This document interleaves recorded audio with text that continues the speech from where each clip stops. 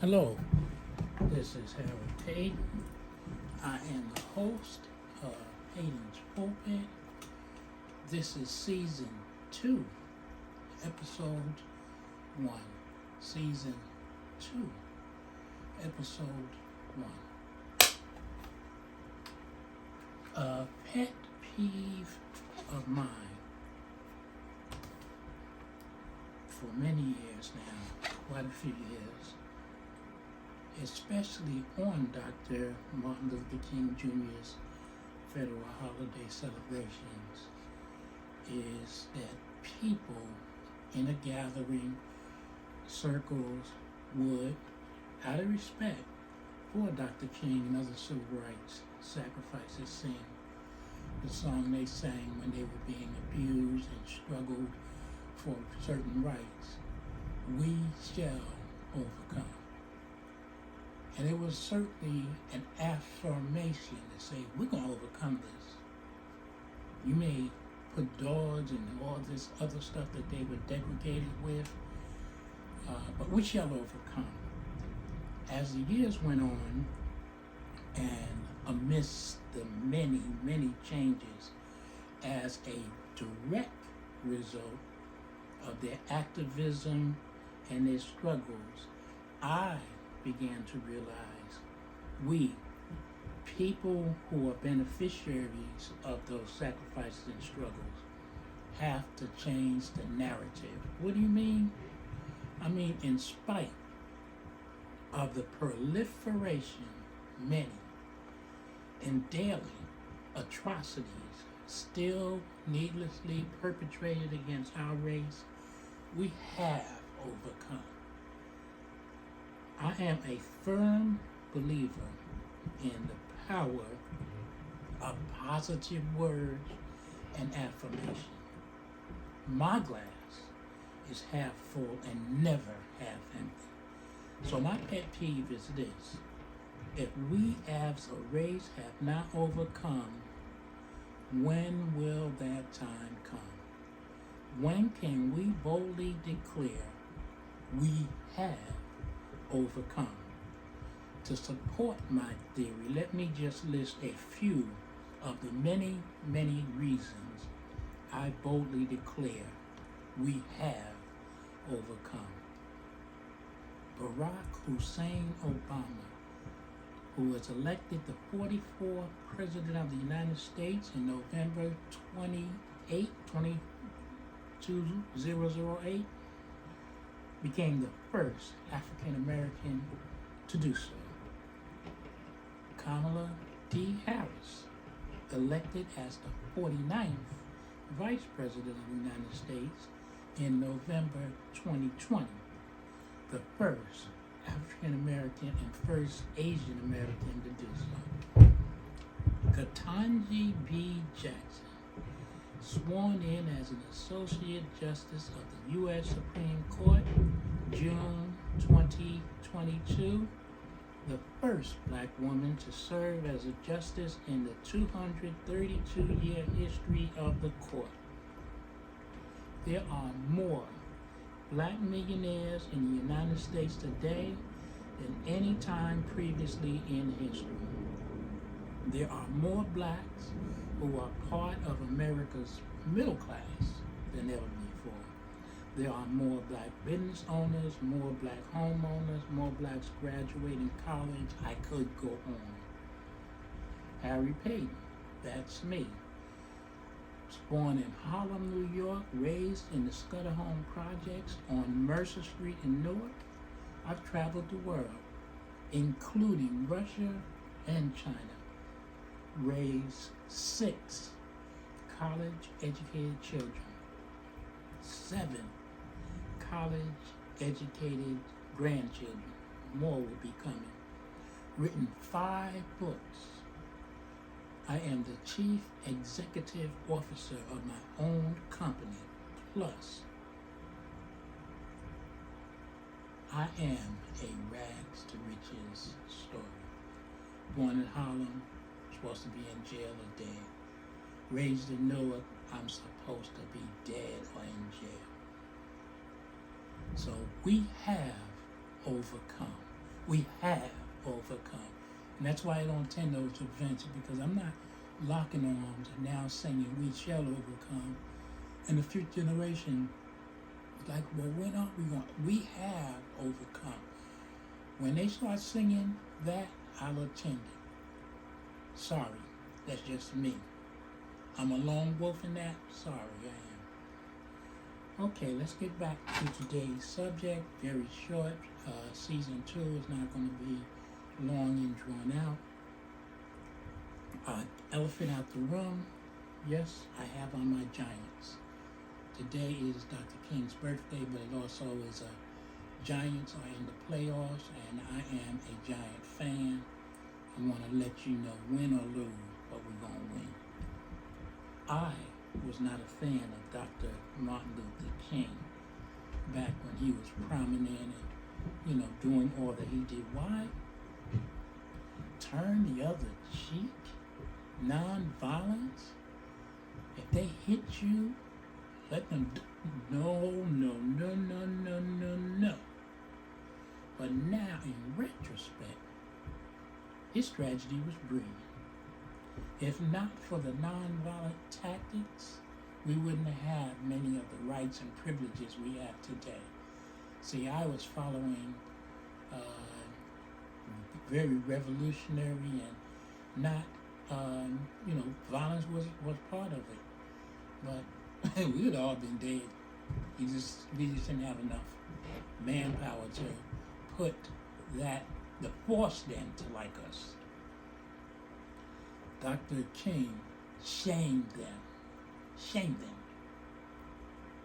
That you couldn't be the greatest country of liberty in the world and treat classes of people the way you did. When I traveled to Russia and China, they pointed out, look how they treat your people. And I couldn't tell them they were lying. But getting back to Dr. King, I'm not going to give a whole bunch of, everybody knows Dr. King. If you don't know Dr. King, you must have just crawled out of a rock. But Dr. King was at a book signing at Bloomstein's old department store on 125th Street in Harlem, my birthplace, on September 20th, 1958. A demented woman named Isola Curry approached and asked him if he was Martin Luther King Jr. When he replied in the affirmative, Curry stabbed him in the chest with a steel letter opener, right in the chest, right about here. Dr. King was rushed to Harlem Hospital, where I was born, where a team of doctors worked to pull the blade from his chest. A doctor later told reporters that the blade impinged, it's stuck right on the aorta. That's a blood vessel near the heart. That if it had been punctured, if the tip of that blade had went through the aorta, Dr. King would have bled to death. And it would have been instant death, because there's no plugging it, because it's like it's a major blood vessel to the heart, right by the heart. Luckily, those skillful physicians successfully removed the knife without a puncture, and Dr. King recovered. Imagine, that was in 1958. Imagine if he had died, and how the world would have been changed because of that demented woman and her hatred. Dr. King made reference to that event many times, and that the next morning after the stabbing, the New York Times reported that if Dr. King had merely sneezed, he would have died. On April 3rd, 1968, 10 years later, Dr. King, in his final speech, which took place in Memphis the day before he was assassinated, included the following in that speech, now referred to as I've been to the mountaintop proclamation. This was in the same speech. These words that I'm getting ready to read. Quote, during my recovery, they allowed me to read some of the mail that came in. and from all the states and the world, kind letters came in. I read a few, but one of them I will never forget. This is Dr. King speaking. We're still quoting. I had received one from the president and vice president. I've forgotten what those telegrams said. I received a visit and a letter from the governor of New York, but I've forgotten what the letter said. But there was another letter that came from a little girl, a young girl, who was a student at White Plains High School. And I looked at that letter and I'll never forget it. It said simply, and this is the girl being quoted, Dr. King, I am a 9th grade student at White Plains High School. While it should not matter, I would like to mention that I'm a white girl. I read in the paper of your misfortune and of your suffering. And I read that if you had sneezed, you would have died. And I'm simply writing you to say, I'm so happy you didn't sneeze. Thank God Dr. King didn't sneeze. And that white girl's letter is something that was close to him. Forget the president, vice president, governors, they all gave well wishes, and I'm sure he was glad to get those. But that little girl was from the heart. Dr. King is now one of my heroes. His passiveness helped the civil rights movement. I wasn't going to follow him. I couldn't. Oh, I'm from Harlem. I'm from New York. We fight back. I'm sorry. I just couldn't have known how his philosophy would have worked, similar to Mahatma Gandhi. That's who he studied and used a lot of those tactics in his methods. But here's something else. Dr. King, a profound young man, graduated high school at a young age, got his master's, got his doctorate. You know, he got all those before the age of 22. He was just a brilliant young man, and his words, he had such powerful words, and he knew the English language, and I'm a lover of words. But here's what Dr. King said when he was interviewed by an NBC interviewer. The interviewer asked this question: what is it about the Negro, the term used for black slang? What is it about the Negro? I mean, every other group that came as an immigrant somehow, not easily, but somehow got around it, referring to overcoming obstacles as an immigrant. Is it just the fact that Negroes are black? What an inflammatory question, but I guess a legitimate one.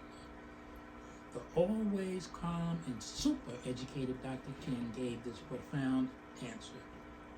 Quote, Dr. King being quoted, white America must see that no other ethnic group has been a slave on American soil. That is one thing that other immigrant groups have and had to face. The other thing is that the color became a stigma. American society made the Negro's color a stigma, similar to leprosy in stuff in history. If you had leprosy, oh, stay away. If you're black, oh, stay away. It became a stigma. That's my word. Sorry, back to the quote. America freed the slaves in 1863 through the Emancipation Proclamation of Abraham Lincoln, but gave the slaves no land, and nothing in reality, as a matter of fact, to get started on. At the same time, America was giving away millions of acres of land in the West and Midwest, which meant that there was a willingness to give the white peasants from Europe an economic base. And yet, America refused to give its black peasants from Africa, who came here involuntarily and in chains and had worked free for 244 years, any kind of economic base. And so, emancipation for the Negro was really freedom to hunger. It was freedom to the winds and rains of heaven. It was freedom without food to eat or land to cultivate, and therefore was freedom and famine at the same time. Dr. King, powerful speaker. He goes on. And then white America had the nerve to tell the Negro to lift yourself by your own bootstraps. They don't look over the legacy of slavery and segregation.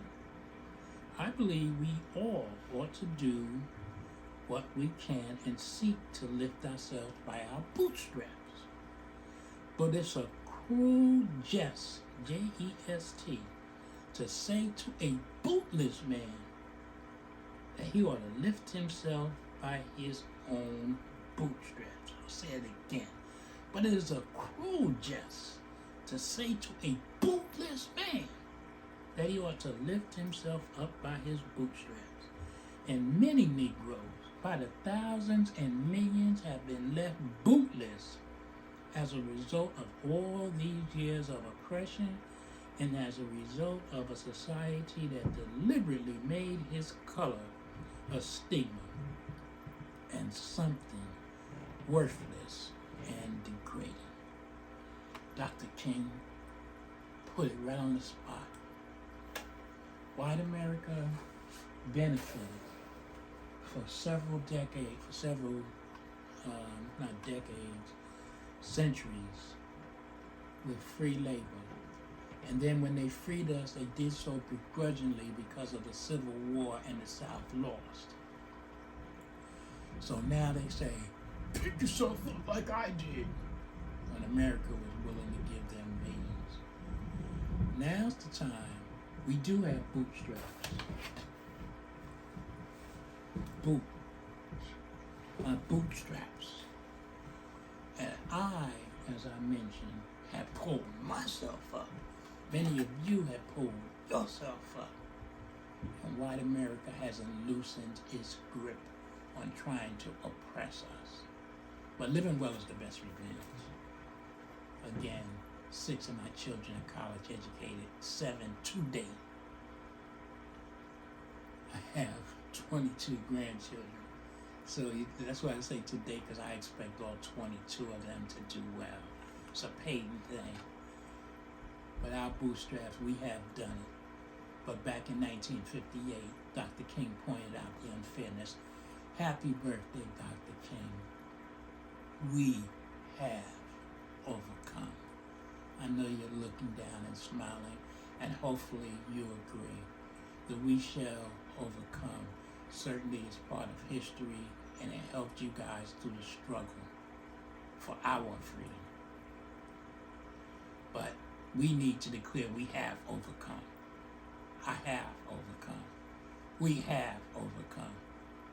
When there's a celebration that sings, we have overcome, I will attend. Until then, I'm boycotting those because I'm not going back to where we shall overcome. I have overcome. To God be the glory. To God be the glory. Thank you, Dr. King, and the fellow civil rights activists who endured so much